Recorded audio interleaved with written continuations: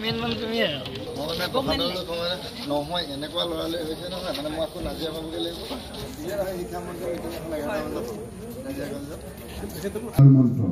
আহুৰাতি মাতে সেয়ে আজি ফুকনৰ সপোনক বাস্তৱত ৰূপ দিয়াৰ ফলস্বৰূপে আজিৰ এই অঞ্চলৰ এখনি এলপাই নিজক এটি নিজক আজিৰ শুভ উদ্বোধনী কাৰ্যসূচীত আমি উপনীত হৈছোঁ অৱসৰপ্ৰাপ্ত মুৰব্বী অধ্যাপক বিদ্যালয়ৰ সহকাৰী শিক্ষক ছাত্ৰৰ প্ৰশান্ত চৰণ আছে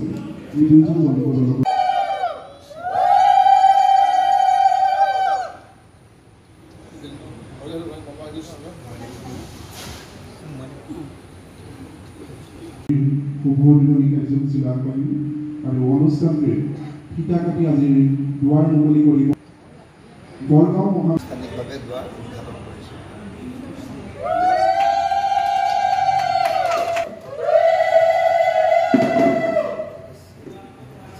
ইয়াৰ লগে লগে আমি আটাইকেইজন অতিথিক আসন গ্ৰহণ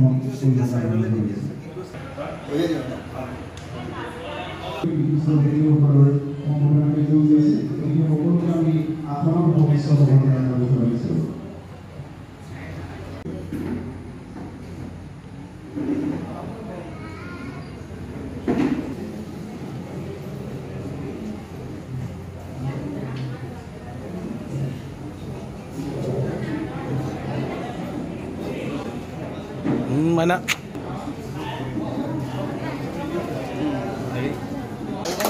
আপুনি হুৱাই দেখা কাট খাই আমাৰ আধুনিক কাৰ্যসূচী ইমানতে অন্ত পৰিছে ইয়াৰ লগে লগে আমি উদ্বোধনী কাৰ্যসূচী আগবাঢ়িব বিচাৰিছোঁ আৰু তাৰ প্ৰাক্তনক ৰাখিবৰ কাৰণে আমি জনাইছোঁ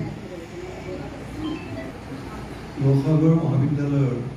গণিত বিভাগৰ প্ৰাক্তন অধ্যাপক অত্যন্ত প্ৰিয় ভাতৃ মহাবিদ্যালয়ৰ সুদক্ষ যিটো আজি এখন আপুনি নতুন ভটিয়াপাৰ মুকলি কৰিছে আৰু এইডোখৰ এখন পৰ্যটনৰ কাৰণে উপযোগী ঠাই আৰু গোটেই ভটিয়াপাৰ অঞ্চলটোত এটা হস্পিটেলিটি ইণ্ডাষ্ট্ৰী গঢ় লৈ দিছে আপোনাৰ পাৰ্ট হৈছে আজি দিনটোত অনুভৱ কেনেকুৱা কি উদ্দেশ্য লৈ আপুনি খুব সুন্দৰ এই পুৱাই পুৱাই ৰাইজে প্ৰতিকূল বতৰটো আহি পেলাই আমাক এই অনুষ্ঠানটোত আহি পেলাই সাফল্যমণ্ডিত কৰাৰ কাৰণে ধন্যবাদ ভাল লাগিছে আৰু ভাল লাগিব যদি ৰাইজে আঁকোৱালি লয় যদি সহযোগিতা কৰে তেতিয়াহে সফল হৈছে বুলি ভাবিম এই আৰম্ভণিয়ে আচলতে এইখিনি এই গোটেই জেগাটোত মানে সুন্দৰকৈ বহি খাব পৰা এডোখৰ মুকলি কিন্তু জেগা নাই তেনেকুৱা ধৰণৰ অভাৱ আমি অনুভৱ কৰোঁ কোনোবা এটা পৰিয়াল লৈ ওলাই আহি পেলাই তেনেকুৱা ধৰণৰ খুব আছে খুব এক্সপেঞ্চিভ ব্যয়বহুল যিটো সাধাৰণ মানুহৰ কাৰণে সম্ভৱ নহয় তো আমি সাধাৰণ মানুহখিনিক লক্ষ্য কৰি পেলাই এই অনুষ্ঠানটো গঢ় দিছোঁ ফেচিলিটি সদ্যহতে আমাৰ ৰেষ্টুৰেণ্ট আছে ভৱিষ্যতলৈ আমাৰ ওপৰত লজিং ভৱিষ্যত মানে অহা নৱেম্বৰ মাহৰ পৰা বেংকুৱেট হল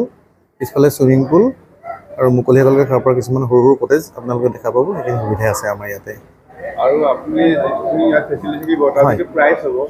মূল্য ক্ষেত্ৰত কেনেকুৱা ধৰণৰ আপোনালোকে নিৰ্ধাৰণ সাধাৰণ মানুহ গ্ৰহণ কৰিব পৰা যিখিনি মানে আমি প্ৰথম চাব লাগিব বজাৰখনত কি মূল্য চলি আছে আটাইতকৈ কমত দিব পৰাকৈ আমি ৰাখিম কোৱালিটি ক্ষেত্ৰত কেতিয়া কম্প্ৰমাইজ কৰা নহ'ব যিমান পাৰোঁ আমাৰ ফালৰ পৰা আমাৰ প্ৰায় 18ৰ পৰা 20 জন আছে স্থায়ী সব স্থানীয় মানুহ সব অসমীয়া ল'ৰা আজি আমাৰ এই বৃহত্তৰ ভটিয়াপাৰ অঞ্চলত এই অঞ্চলটোৰে এজন বিশিষ্ট উদ্যোগী ব্যৱসায়ী প্ৰশান্ত বৰুৱা আৰু তেখেতৰ পৰিয়ালবৰ্গই এলপাইন ৰিজৰ্ট নামেৰে এখন ব্যৱসায়িক প্ৰতিষ্ঠান মুকলি কৰিছে আটক ধুনীয়াকৈ আৰু সকলো ধৰণৰ পৰিয়ালৰ সকলো ধৰণৰ স্তৰৰ ব্যক্তিৰ সুবিধা হোৱাকৈ এই ৰিজৰ্টখনি প্ৰতিষ্ঠা কৰিছে আৰু মই এই আপাহতে প্ৰশান্ত বৰুৱা আৰু তেখেতৰ পৰিয়ালবৰ্গলৈ আন্তৰিক অভিনন্দন জ্ঞাপন কৰিছোঁ এই ৰিজৰ্টখনিয়ে সামগ্ৰিকভাৱে কেৱল ভটিয়াপাৰেই নহয়